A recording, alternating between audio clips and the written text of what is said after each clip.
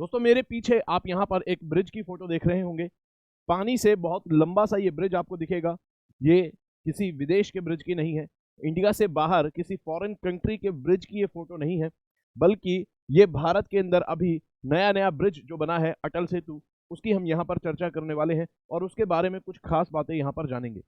नमस्कार दोस्तों, बहुत बहुत स्वागत है आपका let's crack UPSC CSC Unacademy में। मैं हूं आपका दोस्त सुमित और दोस्तों यहाँ पर अटल सेतु को यहाँ पर हम देखने वाले हैं, इसके बारे में कुछ खास जानकारी यहाँ पर लेंगे।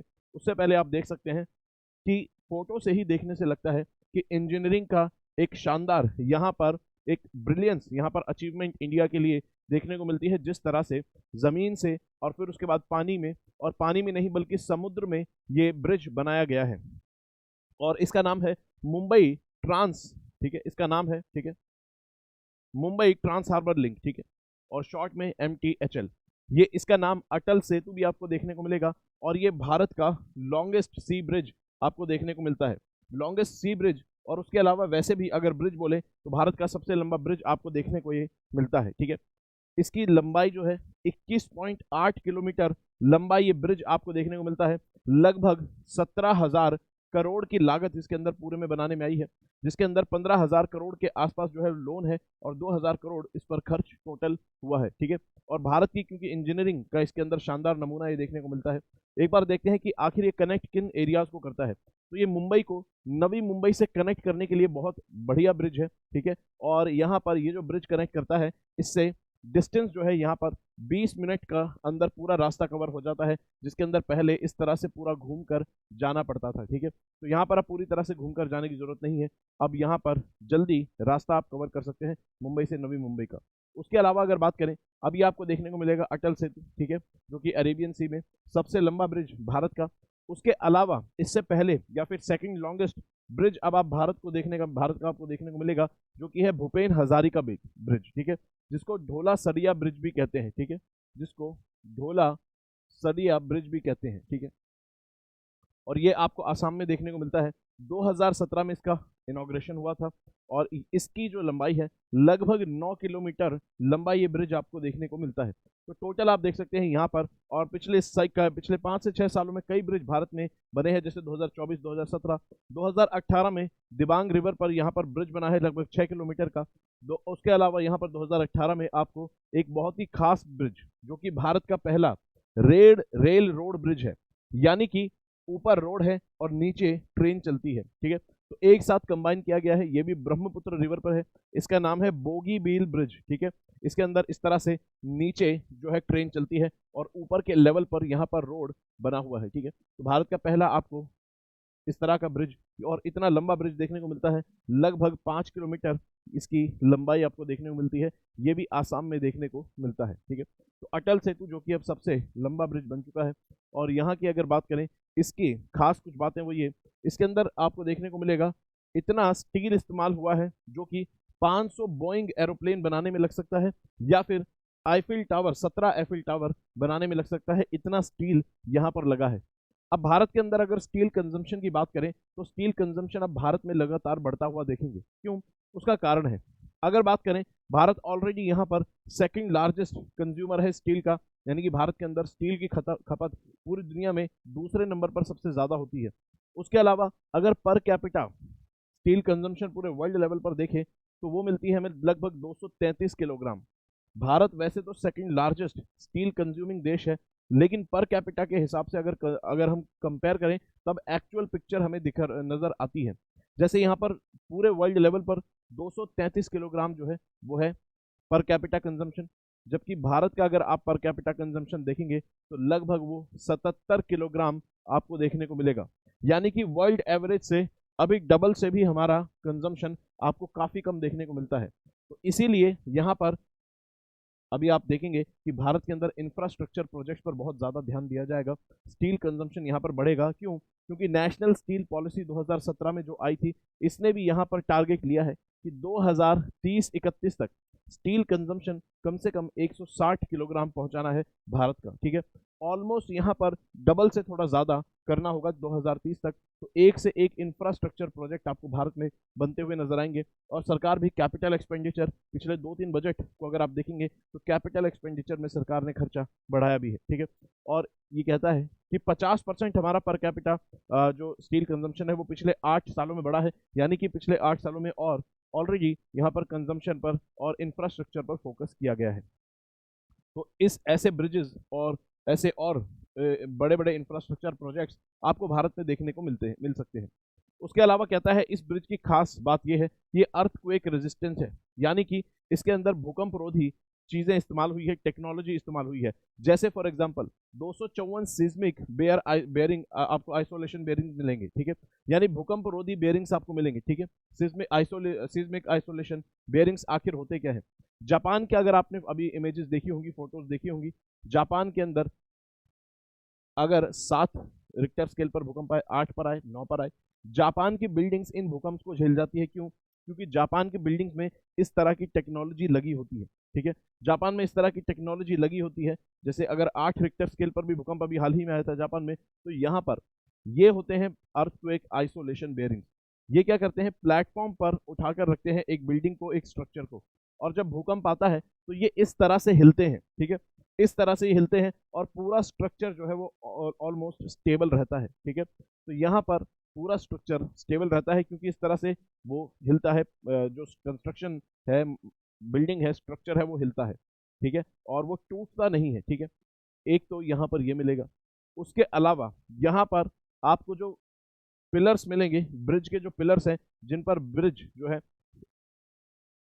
ठीक है, ये पिलर जो है जिनके ऊपर ब्रिज इस तरह से आपको दिखेगा, ये जो पिलर्स हैं इसमें इस तरह का मटेरियल इस्तेमाल हुआ है, ये बेंड हो जाते हैं और ये टूटते नहीं है, ठीक है, और इस तरह से एनर्जी अर्थक्वेक की रिलीज कर देते हैं। तो भूकंप रोधी ये ब्रिज आपको देखने को मिलता है। उसके अलावा इसके अंदर जो कंक्रीट है वो हाई परफॉर्मेंस कंक्रीट इस्तेमाल हुआ है, क्योंकि ये ब्रिज समुद्र में है और समुद्र का पानी खारा होता है। दूसरी बात, 24 घंटे वो ब्रिज हमेशा हर वक्त पानी में ही रहेगा, तो यहाँ पर पानी से होने वाला जो कोरोजन है उससे बचाना जरूरी है। तो हाई परफॉर्मेंस कंक्रीट यहाँ पर इस्तेमाल हुआ है ताकि सी वाटर के कोरोजन से बच सके। और यहाँ पर दूसरी बात, क्योंकि पानी के अंदर रहेगा तो सूरज की गर्मी भी यहाँ पर वो झेलेगा लगातार, ठीक है, पानी में भी रहेगा, सूरज की गर्मी भी झेलेगा, तो हाई और एक्सट्रीम कंडीशंस वो देख सकता है ब्रिज। इसलिए यहाँ पर लो हीट जनरेशन भी यहाँ पर आपको देखने को मिलेगी, यानी कि जो ऐसी कंक्रीट इस्तेमाल हुई है जो जल्दी से सूरज की गर्मी से गर्म भी नहीं होगी, ठीक है, तो लो हीट जनरेशन यहाँ पर, ताकि लॉन्ग लास्टिंग ब्रिज बन सके। इसके अलावा यहाँ पर जैसा कि हर ब्रिज के अंदर आपने देखा है, अब जो टेक्नोलॉजी इस्तेमाल होती है वो ये है कि पहले से ही इनको बोलते हैं डेक, ठीक है, इनको बोलते हैं डेक। ये जो आपको दिख रहे हैं इस ऊपर स्ट्रक्चर रखे जाते हैं ब्रिज में, इन्हें डेक कहते हैं। और पहले से ही ये जो डेक हैं अलग किसी और जगह पर तैयार कर लिए जाते हैं, बाद में बस इनको आकर असेंबल कर दिया जाता है ताकि यहाँ पर टाइम जो है वो बचे और डिसरप्शन कम से कम हो। इसके अलावा एक टेक्नोलॉजी जिसका आपको पता होना चाहिए, कहता है कि यहाँ पर कैजन फाउंडेशन का इस्तेमाल हुआ है, ठीक है, इसका काफी क्रूशियल रोल है। क्यों? क्योंकि यहाँ पर जो आधार बनाया जाता है समुद्र के अंदर, जैसे पिलर्स बनाए जाएंगे तो उसकी नींव जो डाली जाती है वो समुद्र के सरफेस पर जाकर डाली जाती है, और उसके लिए जरूरी है कि यहाँ पर पानी को हटाया जाए।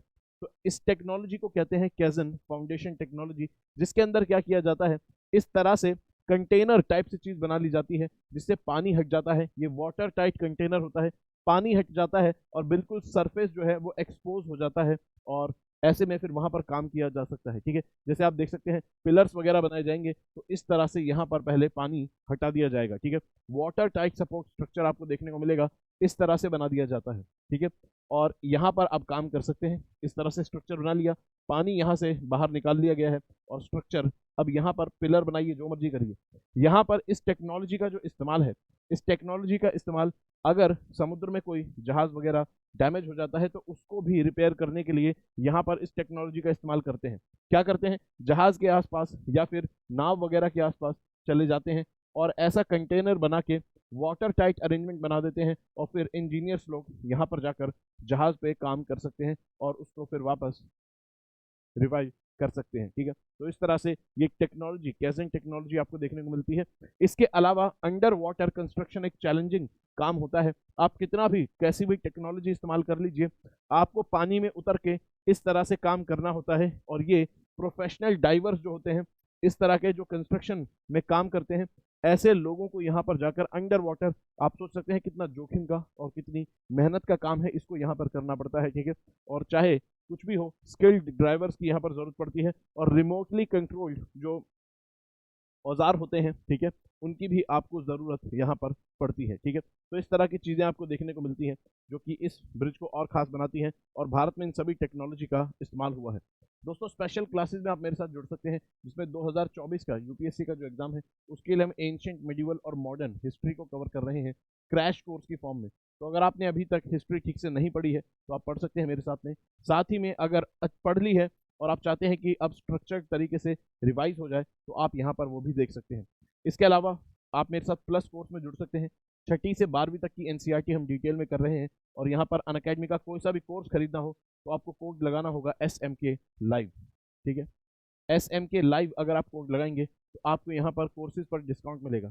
उसके अलावा यहाँ पर जनवरी एक्सटेंशन ऑफर चल रहा है, जिसके अंदर 12, 9 और 6 और 4 महीने तक आपके कोर्सेज को एक्सटेंड किया जाता है, यानी कि आपकी वैलिडिटी बढ़ जाएगी आप अगर कोड लगाएंगे SMK लाइव। उसके अलावा यहाँ पर 2025 का फाउंडेशन बैच लॉन्च हो चुका है। अगर आपको जीरो से तैयारी करनी है, बिल्कुल बेसिक से, फाउंडेशन से, सभी टॉप एजुकेटर्स आपको यहाँ पर तैयारी करवाते हैं, और यहाँ पर भी आपको 12 महीने का एक्सटेंशन ऑफर मिलता है। 1 साल तक आपके कोर्स की वैलिडिटी बढ़ जाएगी, बस आपको कोड लगाना होगा SMK लाइव। साथ ही में यहाँ पर सबसे इंपॉर्टेंट चीज़, 21 जनवरी को सुबह 11 बजे चैंपियनशिप होने वाली है, अनअकैडमी सिविल सर्विसेज चैंपियनशिप, और इसके अंदर कई प्रकार के आप प्राइसेस जीत सकते हैं। गारंटीड स्कॉलरशिप आपको मिल सकती है, यहाँ पर मैकबुक मिलेगा, लैपटॉप्स वगैरह, ये तो सब ठीक है। स्कॉलरशिप के साथ साथ टेस्ट सीरीज का एक्सेस भी आपको यहाँ मिल सकता है। ये सारी चीज़ें आपको मिल सकती है अगर आप पार्टिसिपेट करते हैं और एनरोल करने के लिए कोड लगाएंगे SMK लाइव, ठीक है। साथ ही में टेस्ट सीरीज के अब कई मॉड्यूल्स आपको देखने को मिलते हैं। अपनी ज़रूरत के हिसाब से आप टेस्ट सीरीज ले सकते हैं, जैसे कि सिर्फ टेस्ट सीरीज ले सकते हैं, प्रिंटेड बुक्स ले सकते हैं टेस्ट सीरीज के साथ, या फिर कंप्लीट नोट्स भी ले सकते हैं टेस्ट सीरीज के साथ। और ये सारी चीज़ें हैं डिस्टेंस लर्निंग के लिए। अगर आप खुद से प्रिपरेशन करना चाहते हैं, घर से दूर बैठकर, डिस्टेंस है, अपने घर पे हैं, कोचिंग नहीं जा सकते फिजिकल ऑफलाइन, ठीक है, तो यहाँ पर आप डिस्टेंस लर्निंग भी कर सकते हैं। यहाँ पर कोड लगाना होगा SMK लाइव, ठीक है। चलिए, और आपकी जानकारी में अगर किसी भी दोस्त का 2023 का मेंस क्वालिफाई हुआ है तो बता सकते हैं कि अनअकैडमी आपको इंटरव्यू की फ्री तैयारी करवा रहा है, और मॉक इंटरव्यू फ्री में कंडक्ट कराए जाएंगे। रिटायर्ड ब्यूरोक्रेट्स आपको गाइडेंस देंगे। एप्लीकेशन फॉर्म पढ़ के आपके पॉसिबल क्वेश्चन आपको बताए जाएंगे कैसे पूछ सकते हैं। कोड लगाएंगे बस SMK लाइव, ठीक है। चलिए, आगे बढ़ने से पहले इस क्वेश्चन का जवाब देंगे, ठीक है। एक और ब्रिज जो है ये चर्चा में है, कहता है कि Pamban bridge is India's first bridge of which type. कहता है पंबन ब्रिज जो है भारत में किस तरह का पहला ब्रिज है, ठीक है। इसका जवाब देंगे, कमेंट बॉक्स में मुझे इसके बारे में बताएंगे। बहुत ज़्यादा सिंपल है, सर्च करके वरना बताएंगे, बहुत सिंपल है। कहता है पंबन ब्रिज जो आपको साउथ इंडिया में मिलेगा, ठीक है, साउथ इंडिया में आपको मिलेगा, जो कि भारत को, ठीक है, भारत के जो मेन हिस्सा है, ठीक है, मेनलैंड जो भारत है उसको कनेक्ट करता है, रामेश्वरम जो टापू है उससे कनेक्ट करता है, ठीक है। तो यहाँ पर बताएंगे कि पंबन ब्रिज जो है भारत का किस टाइप का पहला ब्रिज है, ठीक है। Horizontally shifting, vertical shifting, floating bridge है, या फिर ट्रांसनेशनल ब्रिज है, ठीक है। इस तरह से बताएंगे। ट्रांसनेशनल तो नहीं है, क्योंकि ऑलरेडी हम यहाँ पर देख चुके हैं कि भारत के ही आइलैंड को कनेक्ट करता है भारत से, ठीक है। चलिए दोस्तों, अगर वीडियो अच्छी लगी तो वीडियो को लाइक करेंगे, चैनल को सब्सक्राइब करेंगे, पढ़ते रहेंगे, अपना ख्याल रखेंगे। जय हिंद दोस्तों।